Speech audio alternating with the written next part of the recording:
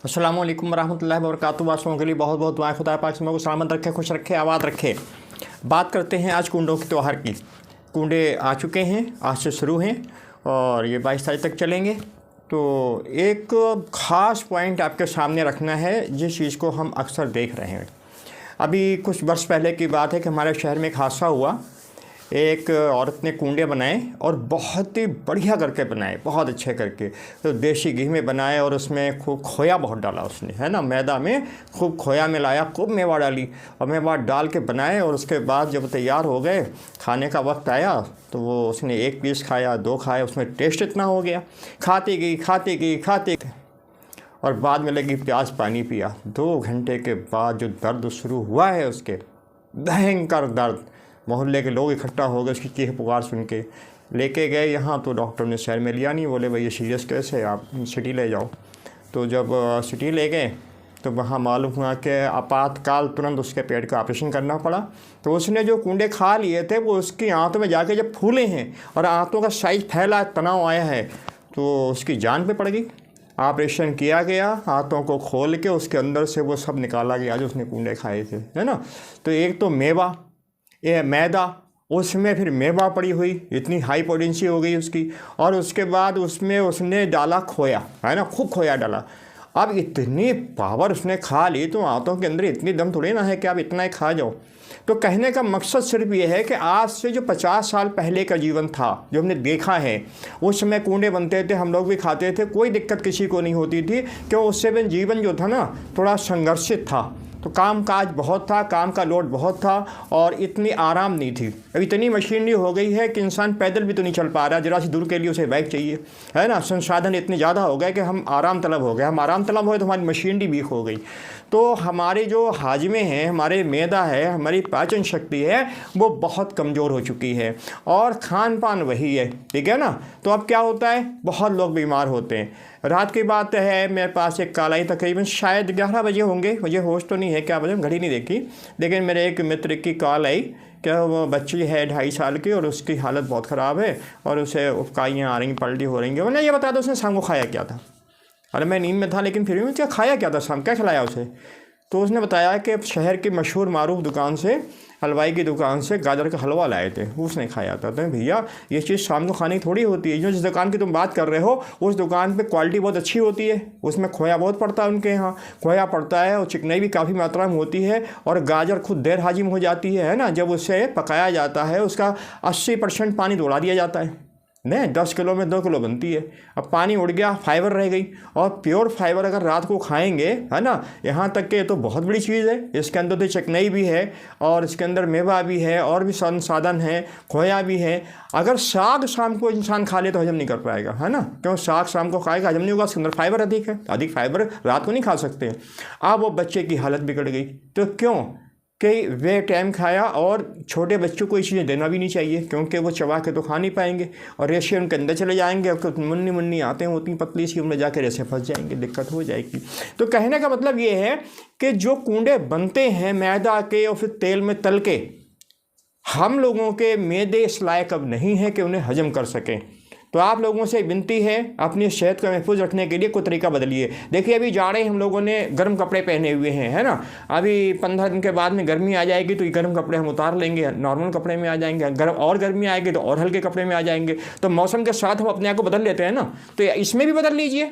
खान पान वही है, आराम तलब हो गए हम लोग, मेहनत मशक्क़त रह नहीं गई है और हमारे मैदे कमज़ोर हो गए, चलने कोई काम नहीं रह गया हमारे पास इतना एडवांस कि हम उन चीज़ों को अब हजम कर सकें। तो इसका कुछ तरीका बदलिए। जो मैदा का इस्तेमाल हो रहा है ना, मैदा का इस्तेमाल बंद कर दीजिए। मैदा का विकल्प है, आप मोटा अनाज देखिए, मोटे अनाज में अच्छा है, वो हाजिम होते हैं। मैं खासकर जब देखा आपने कभी, जब आटा गूंधा जाता है ना तो वो आटों में चिपक जाता है, छुड़ाना बड़ा मुश्किल होता है, इतनी चिपक होती है उसमें।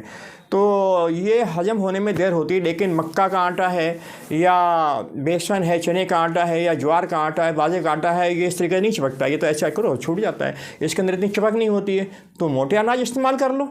तो उसका तरीका ये है कि आप अपने जितनी ज़रूरत है है ना। आपको जितने भी खस्ते बनाने हैं तो उसके लिए आप अपना 1 या 2 किलो मक्का बाजरा मंगवा लें। हालांकि आटा भी बाजार में बिकता है, लेकिन आटा लेना एक रिस्क है, उसमें दवाई मिली हो सकती है। देखिए कोई भी पीसने वाला बेचने वाला ये थोड़ा ना करेगा वो आपके लिए नाच को धो के पिसवाएगा, है ना। ये उतनी फुर्सत उनके पास नहीं, उनका माल बिक रहा है। ये आपको ज़रूरत है कि आप अपने परिवार का भला चाहते हैं तो नाच को धो लें। आपने मक्का और बाजरा मंगवा लेना है, 1-1 किलो मंगवा लें। आप मंगाने के बाद उसे अच्छी तरीके से धो लें, और धोने के बाद अलग अलग धो लें, है ना। धो लें बढ़िया करके, हल्का सा कुनकुना पानी हो, गर्म हो तो और अच्छा है। जो उसमें दवाई के आंच से दवाई तो होती है, क्योंकि जो दुकानदार होते हैं वो इसे सेफ रखने के लिए इसमें दवाई लगाते हैं ताकि इसमें घुन ना लगे, कीड़ा ना लगे, उनकी मजबूरी है। अब हमें चाहिए कि हम जब कोई चीज़ इस्तेमाल कर रहे हैं तो उसे धो लें, तो आप उसे बढ़िया करके धो लीजिए। और धोने के बाद कोई बारीक कपड़े की पोटली बना लीजिए, कोई थैला ऐसा हो, है ना, वो जालीदार थैले होते हैं, उनमें वो नाच डालिए और ड्रायल में रख दीजिए। कपड़े धोने वाली ये मशीन है ना, उसका जो ड्रायल होता है उसमें रख के चला दीजिए, 5 मिनट के अंदर सब पानी छिटक जाएगा, खुशक हो जाएगा। उसके बाद थोड़ी सी धूप लगा लीजिए, हवा लगा लीजिए। अब उस नाच को भून लीजिए, ठीक है ना। बाजरा या मक्का दोनों को भून लीजिए, थोड़ा कढ़ाई में नमक डालिए और भून लीजिए। ये जरूरी नहीं है वो खिल जाए, उनके फूल बन जाएँ, मतलब हल्के गर्म हो जाएं, हल्की सी रंगत बदल जाए, वो ऑयली हो जाएंगे, उनकी शिफ्ट चेंज हो जाएगी, वो हाजिम हो जाएंगे। अब जब वो भुन गए उसके बाद में मिक्सी से आटा बना लो। भुनने के बाद बड़ा आराम से आटा बन जाता है। मिक्सी से आटा बन गया, अब तैयारी कर लो आप खस्ता बनाने की। तो तेल में तल के मत बनाओ, वो गलत तरीका है। वो बहुत भारी हो जाते हैं, बहुत देर हाजिम हो जाते हैं, बहुत ज़्यादा एसिडिटी बनाते हैं। फ़ायदा तो नहीं मालूम है, लेकिन नुकसान की गारंटी है कि नुकसान होगा ही होगा इतना तला हुआ खाने से, है ना। और फिर हम बेहिसाब खाते हैं, बेटाइम खाते हैं, क्योंकि जब न्याज होती है शाम को और उसके बाद में फिर लोग रात को खाते हैं, तो फिर तेजाब बनेगा, उसमें बीमार होते हैं, ज़्यादा परसेंट लोग बीमार होते हैं, है ना। तो इसके लिए आपने क्या करना है कि आपने थोड़ा सा बेहतर ये है कि अगर आपको सूट करता है तो आप बगैर मसाले का गुड़ ले लें। अपने शहर में भी मिलता है, हर जगह मिल जाता है, बगैर मसाले का गुड़ ले लें। या जो आपको पसंद हो, नहीं हो तो चीनी का इस्तेमाल तो आप कर ही रहे हैं। हम तो नहीं इस पक्ष में कि हम आपसे कहें चीनी का इस्तेमाल करें, लेकिन आप कर रहे हैं तो करें। आपने अपने ज़रूरत भरेगा 1 किलो आटा आपके पास है, 1 किलो आटे के लिए जितनी ज़रूरत है उतना आप कीमाम बना लें। कीमाम तैयार हो गया, अब उसमें आप वो भुना हुआ आटा डाल लें, है। आटे को थोड़ा सा टाइट करें, और जब वो टाइट होने लगे तो बहुत थोड़ी सी चिकनी डाल दें नाम को। 1 किलो में 100 ग्राम, चाहे नारियल का तेल डाल दें, तिली का तेल डाल दें, देसी घी डाल दें, लेकिन रिफ़ाइंड ना डालें, है ना। रिफ़ाइंड डालने की ज़रूरत नहीं है, रिफ़ाइंड बिल्कुल नहीं डालना है। सिर्फ आपने नारियल का तेल या तिल का तेल या देसी घी, वो भी भरोसे का हो, या जो मक्खन क्वालिटी का मिल सकता है वो आप डाल सकते हैं, तो उसे डाल लें। तो अपने क्या करना है, अब जब वो टाइट हो गया उसे आप निकालें, और उसमें थोड़ा सा खस्ता करने के लिए आप इतना कर सकते हैं कि 100 ग्राम नारियल का बूरा बना लें। नारियल का आप पाउडर बना लें मिक्सी से बिल्कुल बारीक, और 100 ग्राम तिल, है ना, धुली हुई सफ़ेद तिल आती, धुली हुई, बहुत पाक साफ होती है, उसका आप पाउडर बना लें बारीक, वो मिला लें उसके अंदर। तो वो बहुत अच्छा खुश जायका भी हो जाएगा, हाजिम भी हो जाएगा, फाइबर की मात्रा उसमें काफ़ी हो जाएगी। अब आपने जो आपका लुगदी तैयार हो गई, उसे आप अपने जो भी प्लेटफॉर्म है, जो भी आपके पास साधन, डाल के और बेलन से कसाव करें, खूब कसाव करें। जितना आप कस लेंगे उतना ही टाइट होता जाएगा। अब जब बढ़िया टाइट हो जाए, उसका लेवल आपने बना लिया, अब जो भी मेवा आपको डालनी है वो मेवा उसमें आप छिड़क दें। जब आपने उसमें मेवा छिड़क दी, अब उसका कसाव लें। तो मेवा में आप धुली हुई तिली डाल सकते हैं, थोड़ी सी अलसी डाल सकते हैं, और एक काम करें कि 100 ग्राम में 1 किलो जो आपने आटा तैयार किया है उसमें लगभग 1 चम्मच कलौंजी जरूर छिड़क दें ऊपर, है ना, बरकत के लिए। ये बड़े फ़ायदे की चीज़ है। जितना भी आपने तैयार करा है, जब आप उसका पाटा बनाएं तो उसमें 1 चम्मच कलौंजी छिड़क दें, और बाकी जो भी मेवा आपने डालनी है आप ऊपर से डाल के फिर पटा बेलन से उसका कसाव करते हैं, है ना। और कसाव होने के बाद अब ये आपका आइटम बहुत शानदार तैयार हो गया। अब आप गिलास, धारदार गिलास की मदद से आप गोल गोल टिक्कियाँ काट लें या चाकू से चौकोर काट लें। देखिए शर्त नहीं है। हज़रत इमाम सादिक रज़ी अल्लाह ताला अन्हु को, हज़रत इमाम जाफ़र सादिक रज़ी अल्लाह ताला अन्हु को अंगूर पसंद थे, अंगूर बहुत पसंद थे। तो ये ज़रूरी नहीं है कि वो तेल में तले हुए कूंडे ही हैं वो खाते थे, ऐसा नहीं है। ये एक हम लोगों का रिवाज बन गया है, तो किसी ने इसे मना भी नहीं किया, लेकिन अब नुकसान हो रहा है ना, हमारी सेहतें ख़राब हो रही हैं। तो इस तरीके से आप अपने खस्ते बना लें और न्याज फलों पे दिलाएं, हलवा बनाएं, है ना। अच्छा, हलवा बनाने में भी क्या होता है, अक्सर लोग एक लापरवाही करते हैं और उससे बाद में दिक्कतें आती हैं। मालूम होता है अक्सर लोग बीमार पड़ते हैं। मालूम क्या होता है, हलवा बनाने के लिए अक्सर हमारी बहनें क्या करती हैं, वो तेल में रवे को तलती हैं, तेल में, तेल में या घी में रवे को भूनेंगी और भूनने के बाद हलवा बनाएंगी। अब जब रवा तेल में भुनेगा वो देर हजम हो जाएगा, बहुत देर में हजम होगा, तेजाब बनाएगा, भारी पड़ेगा। तो रवे को आप सूखा भूनिए कढ़ैया में, सूखा कढ़ाई में भूनिए आप। जब हल्का ब्राउन हो जाए, अगर आपने बहुत ही दरदरा बनाना है, खुशक बनाना है, तो आप थोड़ा ब्राउन कर लें और वैसे लाइट ब्राउन कर लें। अब जब आपकी रवा तैयार हो गया है ना, आप उसमें कढ़ाई में पानी डालें, रवा डालें, तैयार हो गया, उसी में थोड़ा सा घी डाल दें। लेकिन घी गर्म करके उसके अंदर डालना ये गलत हो जाएगा, और इससे क्या होता है, ये देर हाजिम हो जाता है, तेजाब बनाता है और हमारे लीवर के लिए बहुत भारी पड़ता है। तो हलवा बनाने तरीके ये होना चाहिए कि रवे को सूखा करें और करने के बाद कढ़ाई में डालें, पानी डालें और जो चिकनाई आपको डालना वो चिकनाई डालें और जो मेवा डालना है वो सब डाल के और तैयार कर लें। और जब आप बनाएंगे वो रेवा बिल्कुल अलग अलग होगा, रेशा रेशा उसका अलग अलग होगा, बहुत टेस्टी होगा। अब आप चाहें थोड़ा खुशक बना लें, थोड़ा पतला बना लें, लेकिन तेल में कौर के ना बनाएं। ये तरीका हमारे लिए अब मुज़िर है, हमें भारी पड़ रहा है, हमारे लीवर बहुत ज़्यादा बीमार हो रहे हैं। मालूम है इसमें कितना इंसान बीमार है?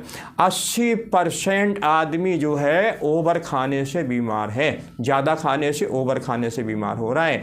और वैसे तो गैस्ट्रिक का मरीज 98% आदमी है, और उसकी वजह सिर्फ अनुचित जीवन शैली, हमारे खान पान के तौर तरीके गलत होने की वजह से हम लोग बीमार हैं। वरना कुदरत ने हमें बहुत मजबूत बनाया है, आसान नहीं है, सबसे ज़्यादा मजबूत इंसान को बनाया है, और हमने अपनी जीवन शैली गलत कर ली है, तरीका ज़िंदगी गलत कर लिया है, हमारा खान पान गलत हो चुका है, हमने पेट को माल गोदाम और कब्रिस्तान बना दिया, जिसके तहत हम कष्ट भोग रहे हैं, इतने ज़्यादा बीमार रह रहे हैं। तो ये कूंडों में हमने आपसे रिक्वेस्ट की है कि आप कूंडे ज़रूर बनाएं, है ना, रस्म के खिलाफ हम नहीं हैं, लेकिन तरीका थोड़ा सा बदल लें। जो मैदा के आप लोग कूंडे बनाते हैं और फिर तेल में तलते हैं कि बहुत दिन रुक जाएंगे, है ना, बहुत दिन रख जाएंगे, अरे बहुत दिन का आलस क्यों कर रहे हैं आप लोग? अल्लाह ने आपको सलाहियत दी है, आप बना लें, 4-5 दिन के बाद फिर जरूरत हो फिर बना लें। अच्छा, एक गलती और ना करें, कई लोग मालूम क्या है, उन्हें बेचारों को नॉलेज तो है नहीं, तो वो क्या करते हैं कि दुकान से अचार वाला मसाला मंगा लेते हैं। अचार का मसाला मशहूर है कि वो कूंडे में डाल देंगे तो वो 1 महीना ख़राब नहीं होंगे, रंजाम तक चलेंगे। मालूम है वो क्या? आप नेट के ऊपर सर्च करें, गूगल पर सर्च करें, कैंसर कारक है, कैंसर पैदा करता है,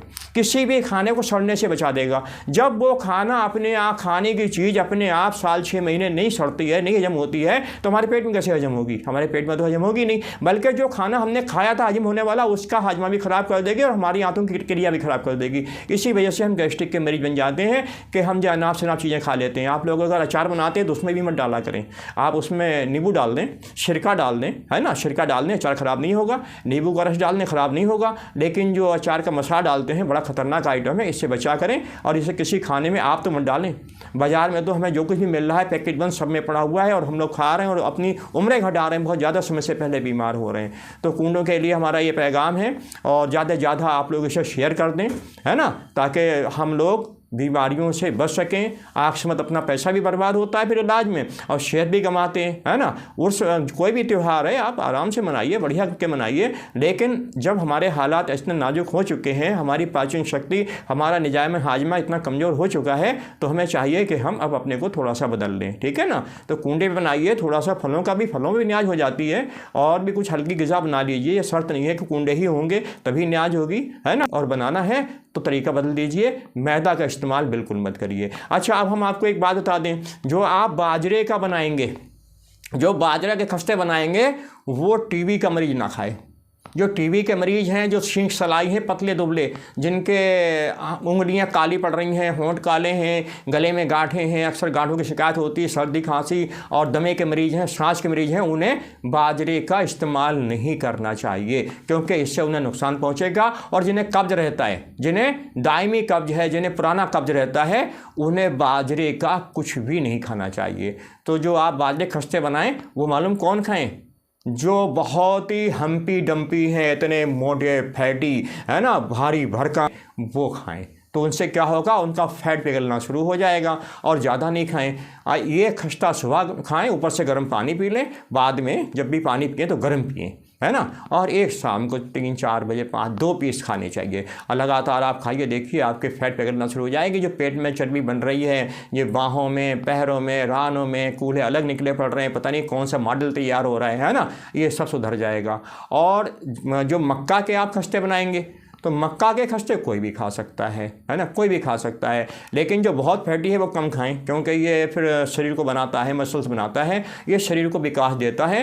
तो जो बच्चे पतले दुबले हैं, जो लोग पतले दुबले हैं, जिनके शरीर में मांस नहीं चढ़ रहा है, जिन्हें लगता है कि बहुत बड़ी वीकनेस है और शरीर बिल्कुल लागर है, मक्का उनके लिए फ़ायदेमंद है। वो मक्का खाएंगे तो उनके शरीर का विकास शुरू हो जाएगा, उनके शरीर में रौनक आ जाएगी, है ना, थोड़ी एनर्जी दिखाई देने लगेगी, एक्टिविटी आ जाएगी, जो चुस्ती फुर्ती है ना वो बहुत ज़्यादा बढ़ जाएगी, बहुत एक्टिविटी बढ़ जाएगी। तो मक्का का इस्तेमाल वो करें जो पतले दुबले हैं, कमज़ोर हैं, उनमें बेशुमार ताकत आ जाएगी, बहुत बदलाव आ जाएगा, शरीर में मांस बढ़ेगा। और जो मोटे ताजे हैं वो बाजरे का इस्तेमाल करें। तो ये हमने आपको बता दिया। और कभी भी कोई भी आइटम बाजरे का टीबी के मरीज़ को नहीं खाना है, कब्ज़ के मरीज़ को नहीं खाना है, जिन्हें सांस का रोग है, दमे का रोग है, जो बहुत पतले दुबले हैं, सींग सलाई, उन्हें नहीं खाना है ना। और मक्का जो है उसमें कोई शर्त नहीं है, उसे कोई भी खा सकता है, ना ही तो मक्का कब्ज़ करती है और ना ही उससे कभी लूज मोशन होते हैं। वो एक नॉर्मल नाज है, खाया जा सकता है, ठीक है ना। तो इन 2 अनाजों का आप इस्तेमाल करें और मैदा को बिल्कुल हटा दें। मैदा अपनी लाइफ से हटा दें, मैदा का इस्तेमाल ना करें। और अगर मैदा ही इस्तेमाल करना है, आपने भी कसम खा रखी है कि हमारे अम्मा अब्बा दादा दादी नाना नानी तो मैदा ही से बनाते थे, तो भैया मोल की मैदा मत लो, अपने घर में जो आटा है ना उसे छान लो, है ना, बारीक कपड़े से, वो फिर ज़्यादा बेस्ट है। क्योंकि जो मैदा बाज़ार की होती है ना वो फाइबर हटा के बनाई जाती है, गेहूं का छिलका पहले उतार लिया जाता है फिर बनाई जाती है, तो वो देर हाजिम हो जाती है, हाजमे को ख़राब करती है। अगर अपने घर का गेहूं का आटा उसमें जो आप निकालेंगे बारीक मैदा, तो वो मैदा क्या होगी, उसमें फाइबर होगा, वो इतना नुकसानदेह नहीं बनेगी जितना मोल की मैदा सफ़ेद वाली है। तो सफ़ेद मैदा के चक्कर में ना रहें और अपने घर की मैदा इस्तेमाल कर लें। पहली बात तो इस्तेमाल ना करें। तो हमारा ये पैगाम औरों तक पहुँचाने के लिए इस मिशन को शेयर करें, हैं, लाइक कमेंट तो आप करते ही हैं, आपका बहुत बहुत शुक्रिया। और खुदा पाक इसका अजर अज़ीम भी आपको अता फरमाएगा, लेकिन शेयर ज़्यादा से ज़्यादा कर दें ताकि लोगों तक पहुँचे और हम आक्समत, है ना, अच्छे त्योहारों में अच्छाई की बजाय जो अपनी सेहत ख़राब करते हैं उससे बचेंगे। तो आज के लिए इतना काफ़ी है। दुआ खैर, खुदा पाक सबको सलामत रखे, खुश रखे। अल्लाह हाफ़िज़।